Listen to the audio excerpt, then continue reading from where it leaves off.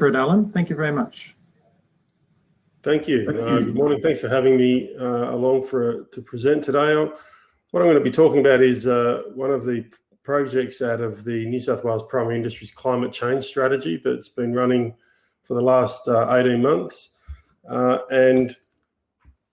It's a strategy across three main areas around energy, carbon and resilience. And the Climate Smart pilots that I'm leading is really around looking at pilots that we can deliver across the primary industries to improve the underlying information to manage extreme events. So looking at fisheries, horticulture and livestock in particular, and how we can provide some tools for farmers to actually better deal with increasing climate variability. And that project at the moment, there's two facets to the pilots around digital infrastructure. So we're looking at particularly IoT projects across those industries, but we're also looking at, I guess, sort of non-digital adaptation options that farmers can take on as well. And through that as well, looking to promote and foster a culture of innovation across not only those industries, but those regions as well.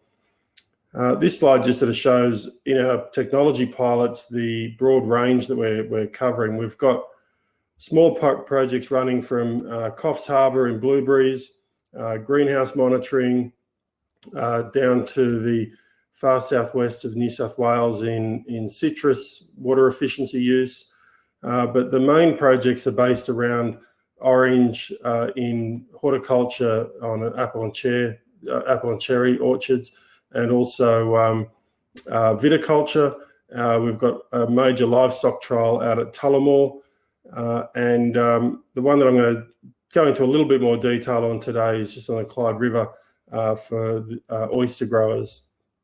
So we placed down on the, bear in mind actually at the moment, none of this is using any satellite delivery, but I think a lot of the projects would actually benefit from that broader range. And certainly one of the challenges we've been seeing is around network deployment for collection of data.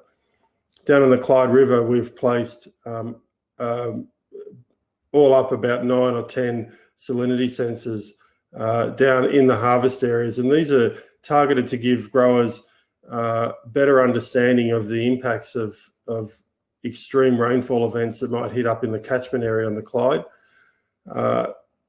We've also given out to all the farmers very simple tech, very simple temperature loggers.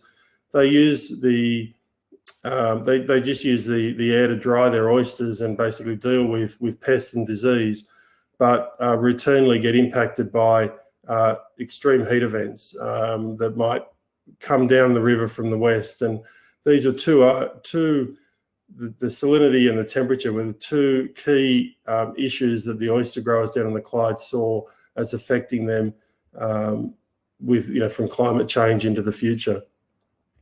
So all the data across our pilots we've got coming into a central platform, and we're about to launch that with a public API system that will not only be available for the growers, but also for people that are developing apps to support them or their farm management tools, and also for the research community to actually access this data in real time.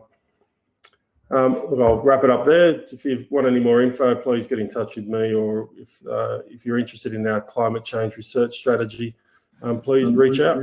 Thank you.